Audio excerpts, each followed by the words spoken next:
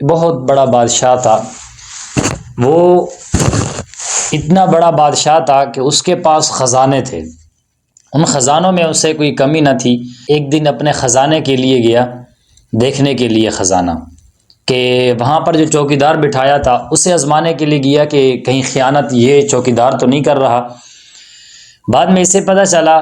کہ جیسے اندر داخل ہوا، اس کے پاس ایک چابی تھی، اس نے بنوائی ہوئی تھی، اپنے پاس رکھی تھی، خفیہ چابی۔ اس سے تالا کھولا اور معائنہ کرنے کے لیے اندر چلا گیا، خزانے اپنے دیکھتا رہا، اور جیسے اس کے چوکیدار نے دیکھا کہ دروازہ تو کھلا ہوا ہے، اور جیسا اس کا دروازہ تو کھلا ہوا تھا، اس نے پھر چوکیدار نے باہر سے لاک لگا دی۔ اب وہ بادشاہ جو ہے وہ یہودی تھا، وہ اندر جب معائنہ کرتا کرتا باہر کی طرف پہنچا، جیسے کہ باہر آیا اور دیکھا اندر دروازہ تو باہر سے بند ہے،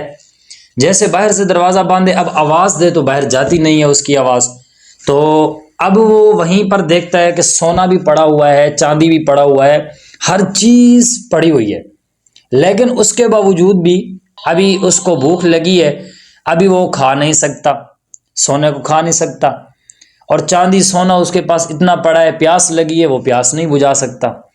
وہیں پر ہی تڑپتا تڑپتا وہ مر گیا۔ اللہ تعالیٰ بعض اہل دنیا کو دنیا کے ذریعے سے ہی اس کو عذاب دے دیتے ہیں، جیسا کہ اس کے پاس تھا۔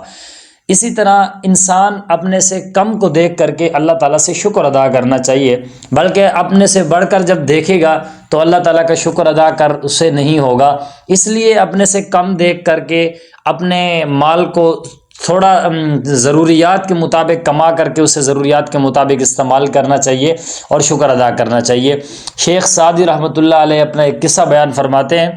میں کہیں سفر پر جا رہا تھا، اور سفر پر جاتے ہوئے مجھے شخص ملا جو بہت بڑا تاجر تھا، تو اس نے مجھے کہا کہ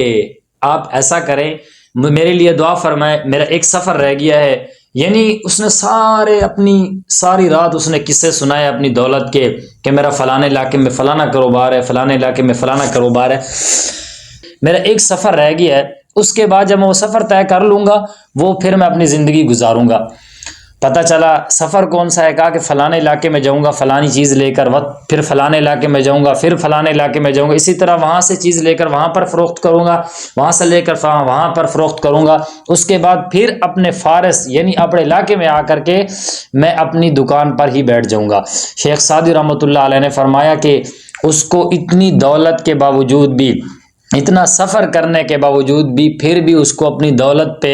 یہی گھمنڈ ہے کہ میں فلانے جگہ پر سفر کروں گا اور سفر کر کے واپس آؤں گا، پھر بھی میں اپنی دکان پر بیٹھوں گا۔ شیخ سعدی رحمۃ اللہ علیہ سے لکھتے ہیں کہ دنیا دارو،